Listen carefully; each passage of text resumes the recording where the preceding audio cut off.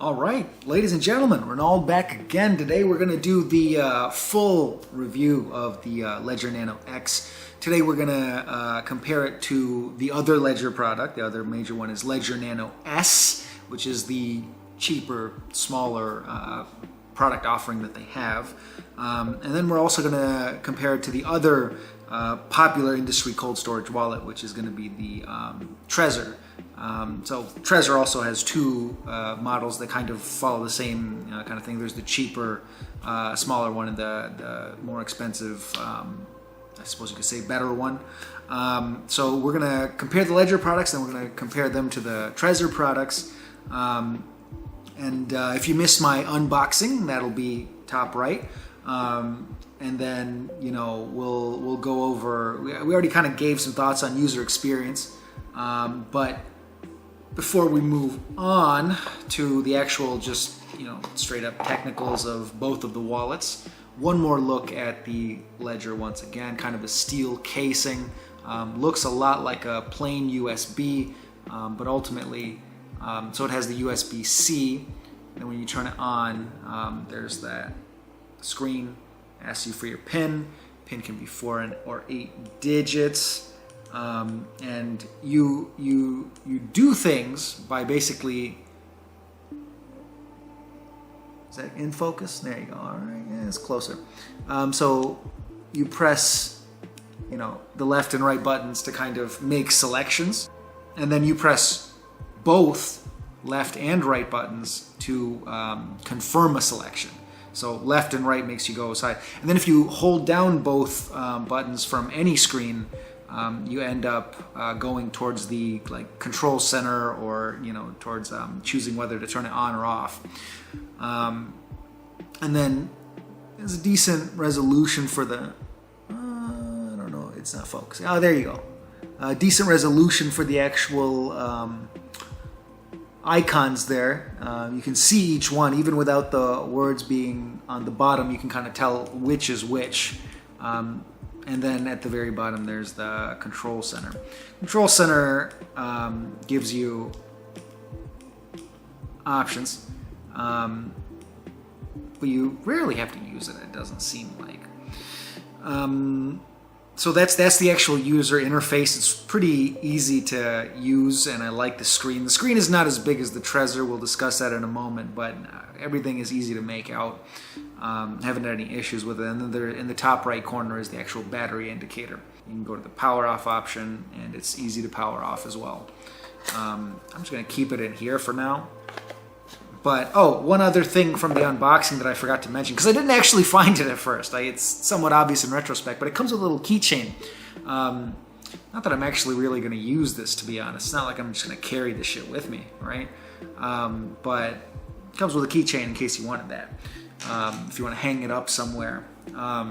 So without further ado, we are going to be talking about things like price. We're going to go into detail about security.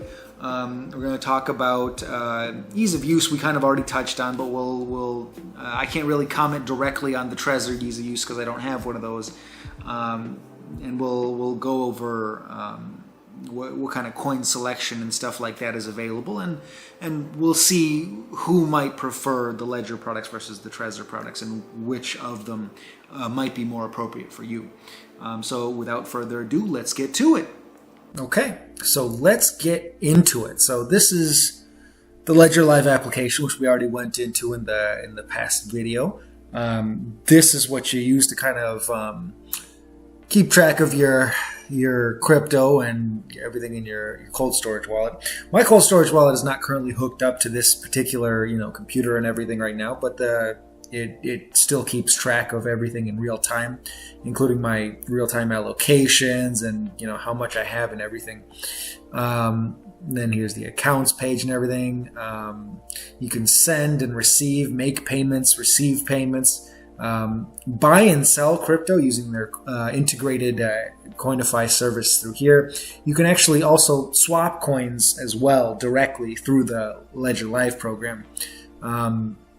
And so you typically use the manager, like I was showing in the other video, to get new coins, to install new applications onto your Ledger. That's necessary in order to be able to either make an account in the cold storage wallet if it's compatible, or if it's not compatible, like for instance with Solana, use the Solflare web wallet and then use that as an extra layer of security to kind of attach the cold wallet to the hot wallet basically and make it more secure that way. So this is the software. Everything seems to work really nicely. I haven't experienced any issues with it. And there's the incognito mode if you want to hide all the numbers. And then there's all manner of settings that you can actually change while you're in here. You can actually password lock all of this, which I don't really feel the need to do right now. My region is American Samoa? How the heck did that happen? I don't know. I'm going to make that regular United States. And obviously preferred currency is the US dollar. And why not? Ooh, okay, I like that. Anyway, you can edit into settings for individual assets like with Bitcoin and how many confirmations it needs before it tells you it's confirmed. You can hide tokens and empty accounts. Then you can also get a CSV file with all of your operations in one place. Experimental fixtures I haven't really looked into a whole lot, but I guess there's a bunch of other stuff to look into. It looks like there's also NFT management on Ledger Live, so they're testing that out as well. And there is also the option to connect a full Bitcoin node so that you don't have to trust the Ledger node. So that's a cool option for those of you who might be interested in it. I like this theme a lot more. This is a lot cooler. But this is the software that comes with it. You just go straight to their website and download it.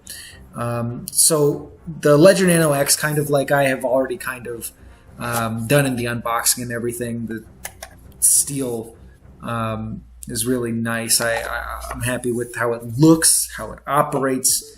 No issues. It lets me store a number of my cryptos on there. Solana ended up having to be in a hot wallet and Solflare wallet, which is now also integrated directly into my browser. So that's just kind of immediately available that way. You can also stake through here, but I haven't actually done that yet. I don't know why. I just haven't gotten around to it. I do plan on it, something like a 7% yield through Solflare. And then the only other thing I have separately, which is not connected to my cold storage, is my Yoroi, which is not set up on this computer yet. I haven't recovered it. But so let's go through the cold storage wallet options here. So we're going to be talking about the Ledger Nano X, Ledger Nano S, and the Trezor options as well.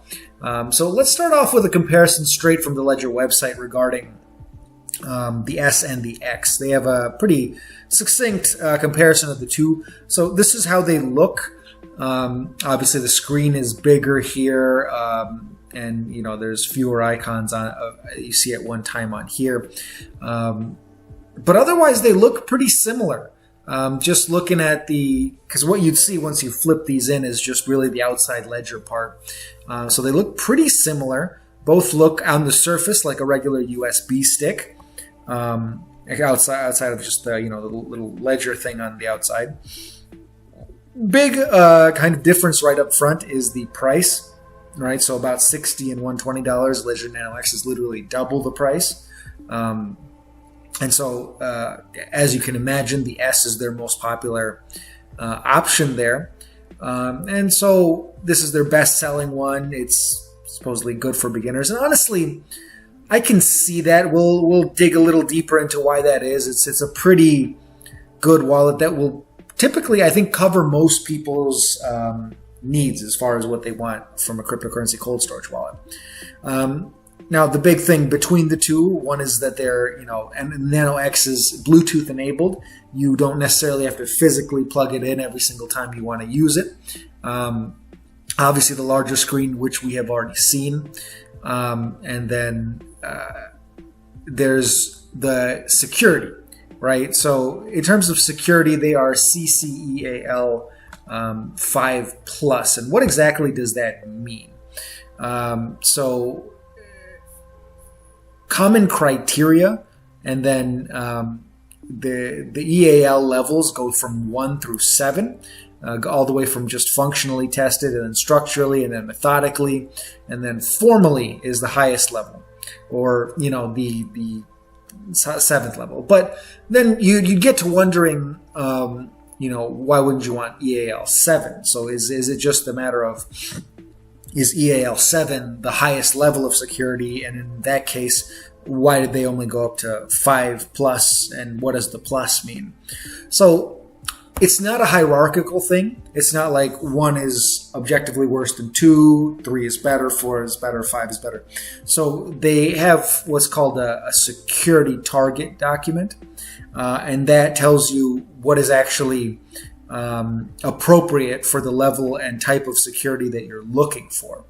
And so they have EAL 5, largely because that's what was appropriate for the operations that they're actually going for. And so in this case, EAL 5 means semi-formally designed and tested, which is not completely formally designed and tested, but clearly the 6 and 7 were not deemed to be necessary or appropriate in this case. The plus means that there's augmentation on top of what's basically required for EAL 5. And this is essentially likely to include some form of flaw remediation. So they analyzed it and then found a documented formal security flaw, which they have gone ahead and fixed as part of the rigorous testing that they have done in order to make sure that this is the best option that they can offer to you. So industry-leading security. There's a certified secure chip. We're going to see structurally what this means for the ledger when we compare it to the Trezor device. It's a 2-chip architecture, and that's actually important when it comes to hardware hacking attempts. And then managing your favorite crypto versus all your crypto. Now, realistically, all and favorite, not all of the things that are, that you have an application for in the cold storage wallet is necessarily going to be compatible with Ledger Live. And so not all of it is going to actually be able to be stored on the wallet. This is essentially the situation that we have with Solana right now. You can get an application for it, but it still has to go into a separate hot wallet, and it has to be kind of signed, and all the transactions are signed with your cold wallet. And so it says, if you look here, it says install up to 3 apps at the same time. And then if you go a little further down, it says up to 6. And then on both of these, it says up to 100 apps. And the big asterisk there is that it depends on how big the apps are. So for the Nano S, it's more like 3 to 6. And ultimately, this kind of makes sense. This is why the Nano S is such a popular option, is because I think most people in their entry points to crypto will end up having, or perhaps should end up having, a relatively simple kind of portfolio. And really what is commonly recommended for beginner crypto investors is 50% Bitcoin, maybe 25 to 35% Ethereum, and then maybe one other altcoin that's high quality blue chip to make up the difference. If I were to suggest a potential beginner makeup, it'd be something along those lines, maybe half Bitcoin, 25% Ethereum, 25% Matic. I think that's a good option right now. Nice and simple, and you probably don't have to switch things around too often. And you'd be able to secure all of that pretty much guaranteed, should all be fine to go with the Ledger Nano S. And so with a simple entry point, which a lot of people are going to have, and when they first get into crypto especially, Ledger Nano S is a cheaper option that should be able to store potentially even their whole portfolio, and it's a very secure option. And then a couple more in-depth comparisons of the two. Obviously, the capacity is different, as we just watched. Both of them have exactly the same compatibility as far as Ledger Live and which coins are actually available. The difference here between the X and the S is that the S is really, in terms of smartphone availability, its app is only for the Android, and whereas in terms of mobile apps, Ledger Nano X has both iOS and Android capability. So if you are trying to use this as a mobile app on your iPhone, you're going to need to get the Nano X if that's something you plan on doing. But otherwise, obviously, we talked about the PIN code, 4 or 8 digits that opens it, and then the 24-word recovery phrase. Importantly, with the Ledger devices, that is input directly into the device itself as opposed to into an app, so that key logging hacking attempts are not really effective against the Ledger Nano devices. We'll come back to that again when we compare it to Trezor. The Nano X is Bluetooth enabled, so out of all the ones that we're going to be talking about in this video, it's the only one that's Bluetooth enabled through the Ledger Live Mobile. Obviously, it has the bigger screen, and then there's the differences in terms of its USB connectors. So they give you a USB-C when you get the device, and then with the Nano S, I assume they also give you the USB-B. USB-B, I believe they're en masse trying to shift away from it towards the USB-C. So I have more spares of the USB-B type kind of lying around, but I think in the future that's going to be less and less available and used by different devices. So whatever, they give it to you. It shouldn't be a big issue. There's more of a battery life to the Nano X, 8 hours in standby mode, whereas the Nano S, you assume you have to be actually plugged in to get use out of it, which makes sense. It's not Bluetooth enabled, so there you go. Obviously, one is bigger than the other and then weighs twice as much, and it costs twice as much. So you got to weigh it to yourself whether you actually need the extra stuff in the Nano X. Right, so if you have a more diversified, different, portfolio, a bunch of different coins in your portfolio, like me, it may make more sense to get the Nano X. But if not, the Nano S is actually an excellent option. There's a reason it's the most popular option that they have. It's actually, just as secure, uses the exact same app, supports all the same cryptos, but obviously you can put fewer of them on there. But if you don't have a whole lot that you actually need to put on there, then, or if you're comfortable with having a certain amount of your crypto in, the exchange or in hot wallets or something, and you only need a certain number of your bigger holdings in cold storage, Nano S is actually potentially your ideal option there. So we went over some of the security stuff, and we did the Nano S and Nano X comparisons. So let's move on and talk about the Ledger devices in comparison to the Trezor devices. This is the other really popular option that's available that I believe Coin Bureau recently did a kind of walkthrough with the Trezor device. I believe that's what Guy uses. So let's compare these, all right? Going feature by or type of feature by type of feature. Okay, so I have a little sticky note that'll help us kind of walk us through here. Number one, let's talk about the wallet features themselves, right? So in terms of how you actually like to see these things, where is it? So these have a plastic casing, right? So this is all plastic. This in the Model T is a touch screen, so that's unique out of all the four that we're talking about in this video. This has a touch screen and it's color touch screen on the Model T, and it's a plastic casing. Same thing with the Model 1, plastic casing. Personally, I do like the steel casing. I think it looks sleek. I just like the way it looks. It's cool. And I think it just feels more durable. I don't know what to tell you. I like it.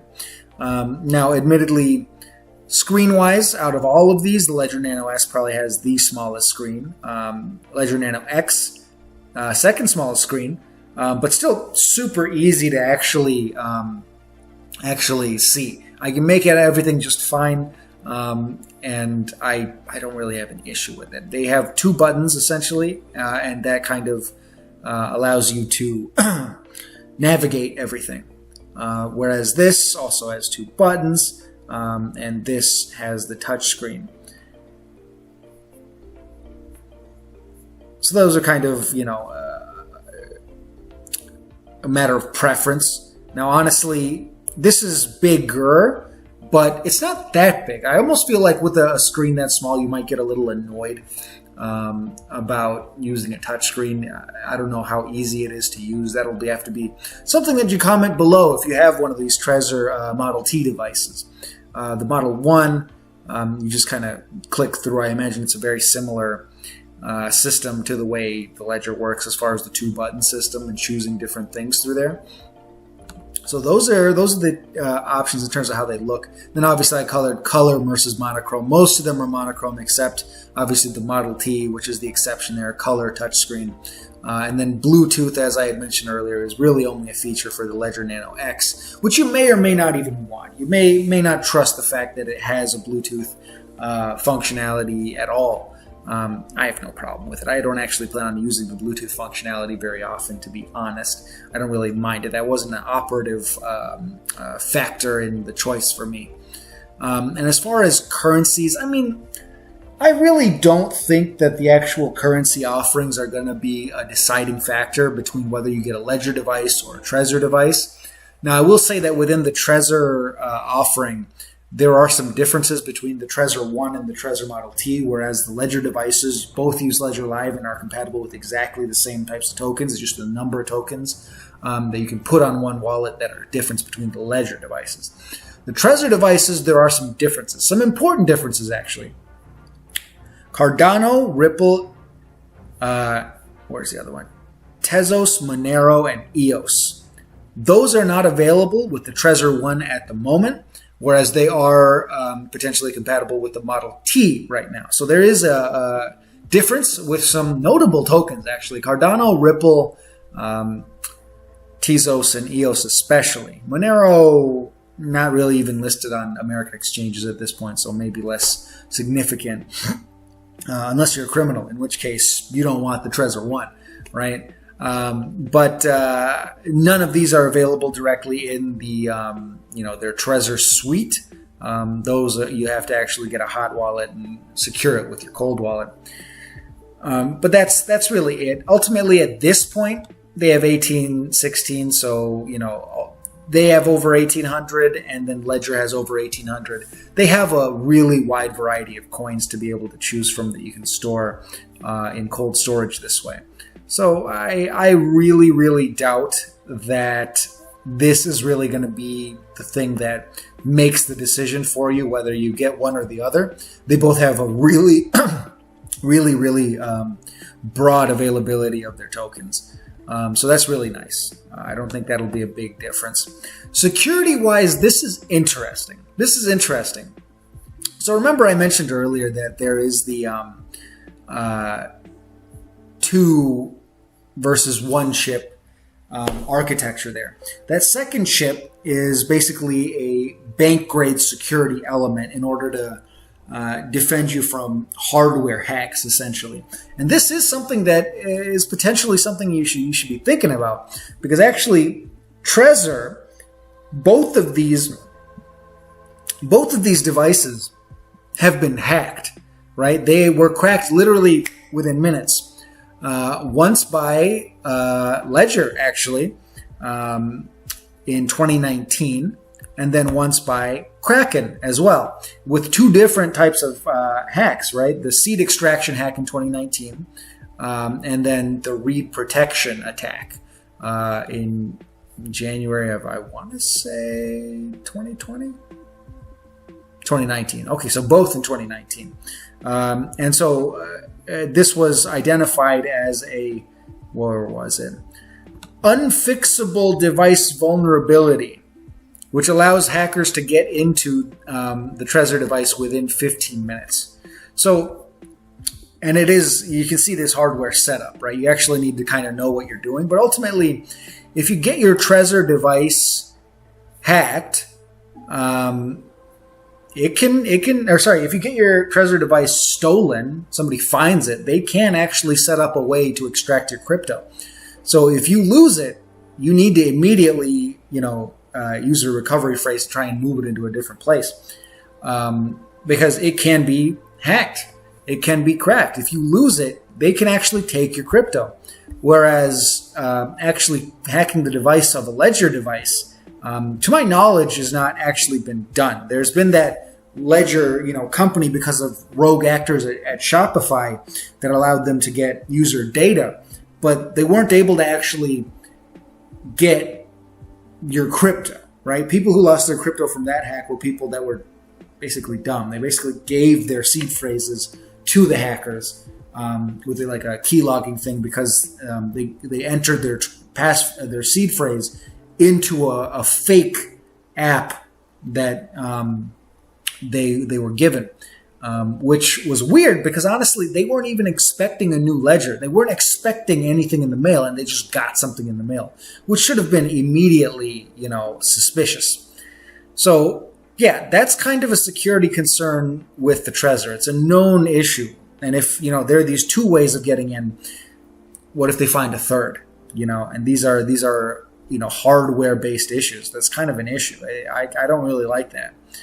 And then there's the firmware, right? So Trezor potentially has the advantage of having an open source firmware. And the idea behind that is that if you have an open source firmware, people can go ahead and kind of look at the code and find vulnerabilities and report them.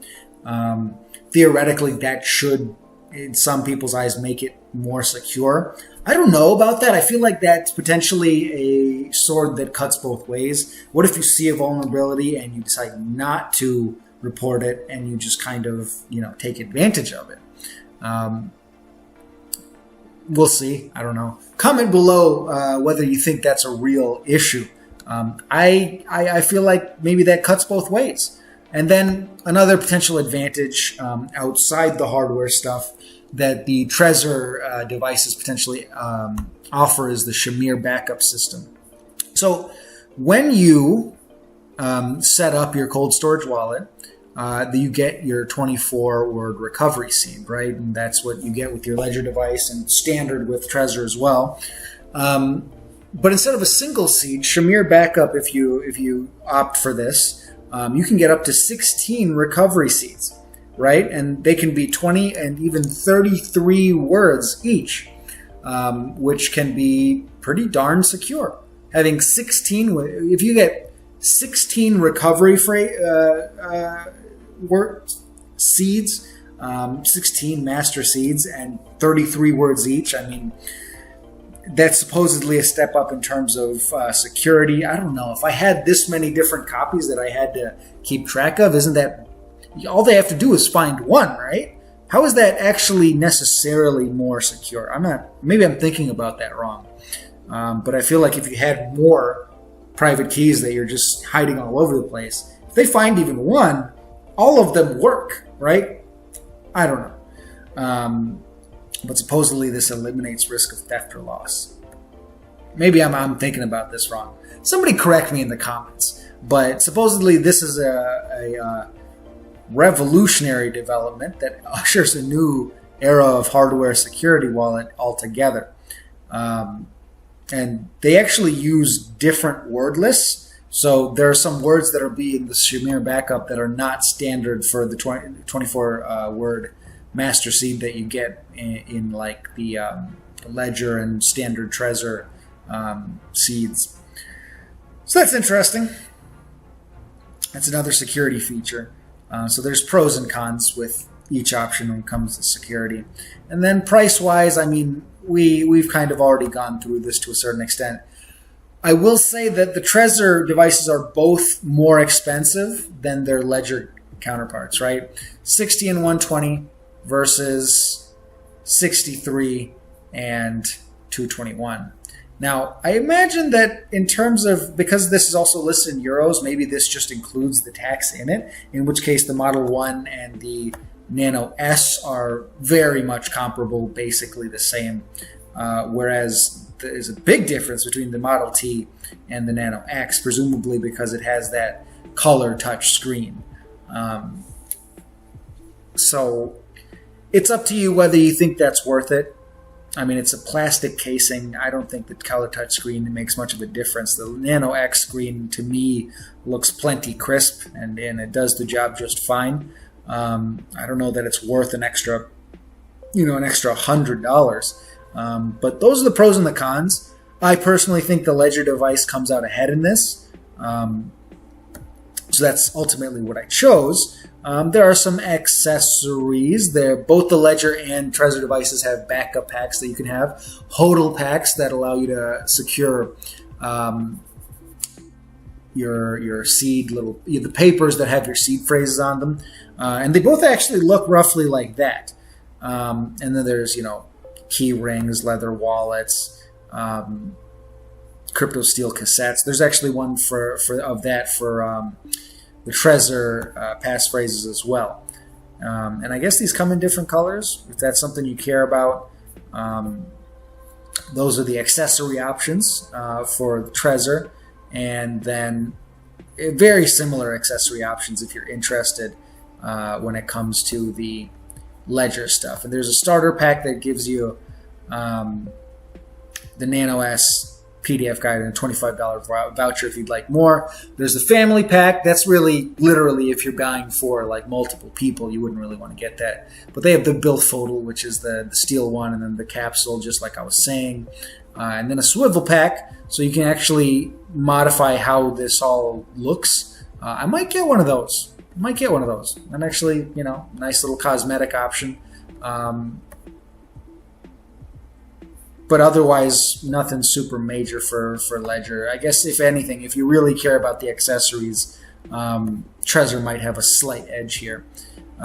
If you care. I really don't personally, but that's up to you. So that's kind of the comparison between the Ledger products and the Trezor products. I kind of favor the Ledger products, but of course I'm a little biased here because obviously I got this one. So there you go. That's today's video. In terms of the actual score, I'm not going to really give it a score because, as you probably picked up on, a lot of these things, whether you care about one thing or the other, and whether which product you end up choosing, which one ends up being the best for you, is very subjective. It depends on what your priorities are, what your portfolio looks like, how much you need to get into cold storage, whether the app capabilities and stuff actually suit you, whether this is exactly what you're looking for or not. So for me, I think the Ledger Nano X is the 10 out of 10 and exactly more or less what I'm looking for. Whereas for other people, maybe you really want that touch screen, maybe you don't really mind the plastic casing, maybe you really want that Shamir backup. It depends on what exactly you value and how paranoid you are ultimately. And how paranoid you are about what. So this is the information. Feel free to make that decision for yourself and comment below. Drop a like if you got value from the video. And as always, don't forget to subscribe. Thanks for watching.